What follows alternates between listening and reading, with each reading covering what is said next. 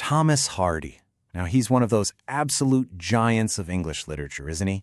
His work, it just gets right to the very heart of what it means to be human. All the struggle, the suffering, and that big search for meaning in a universe that, well, often feels like it just doesn't care. So today, we're going to explore his world. You know, this quote, it absolutely nails it. It perfectly captures the whole essence of what Hardy's novels and poems are all about.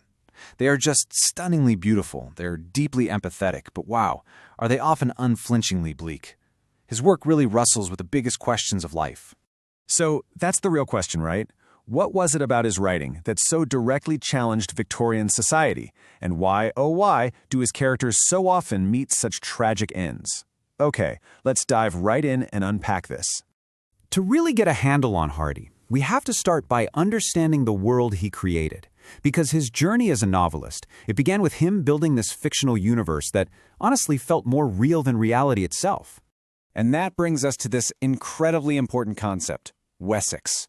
For Hardy, this fictional region was so much more than just a simple backdrop. No way.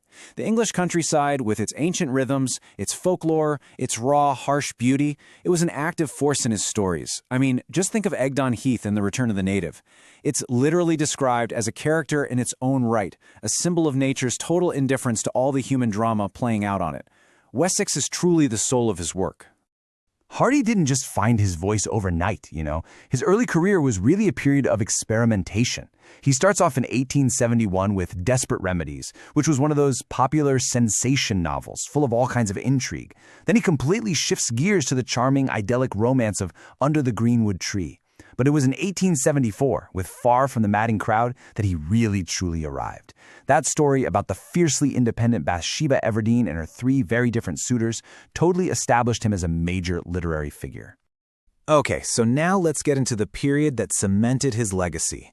With his confidence soaring, Hardy began to write these huge, challenging tragedies that took direct aim at the moral hypocrisy and the crushing social rules of his time. First up, The Mayor of Casterbridge. This is like the quintessential Hardy tragedy. It follows Michael Henchard, a man who, in a single drunken moment, literally sells his wife and daughter, and he spends the entire rest of his life paying for it. It's just this incredibly powerful story about how one single act can completely define a person's destiny. And this novel is just a deep, deep dive into that tension between your character and your fate. It's this compelling study of human weakness, showing how Michael Henchard's own pride becomes the very engine of his downfall. He makes choices, sure, but the consequences of those choices seem to be sealed by fate, making sure he can never, ever truly escape his past. And then comes one of his most famous and definitely most controversial works. Tess is this young, innocent woman whose entire life is basically ruined not because of her own flaws, but because of the actions of men and the rigid, unforgiving morality of Victorian society. And this gets to the very heart of why the novel caused such a massive scandal. See, Hardy actually subtitled it A Pure Woman, which was a direct challenge, a slap in the face to the Victorian ideal that a woman's entire worth was tied to her sexual purity. He so powerfully exposed the cruel double standard, where men's mistakes were often forgiven, but women's were not. It was revolutionary. So if Tess was a scandal, well, Jude the Obscure was an absolute explosion. It tells the story of Jude Foley, a working-class stonemason who dreams of being a scholar, and his love for his cousin Sue Bridehead. The novel is just this bleak, unflinching critique of everything: class, education, marriage, and religion. And the public reaction to Jude? It was so hostile that it completely changed the course of Hardy's life and his career, pushing him away from the very art form that had made him famous in the first place. The backlash was just brutal. I mean, critics were calling the book Jude the Obscene. One bishop even claimed he threw his copy into the fire.